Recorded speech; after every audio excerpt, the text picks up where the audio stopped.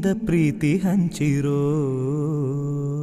ದೀಪದಿಂದ ದೀಪವ ಹಚ್ಚಬೇಕು ಮಾನವ, ಪ್ರೀತಿಯಿಂದ ಪ್ರೀತಿ ಹಂಚಲು.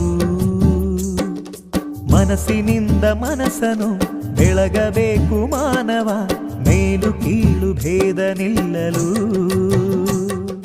ಭೇದವಿಲ್ಲ ಬೆಂಕಿಗೆ, ದ್ವೇಷವಿಲ್ಲ ಬೆಳಕಿಗೆ, ನೀ ತಿಳಿಯೋ ನೀ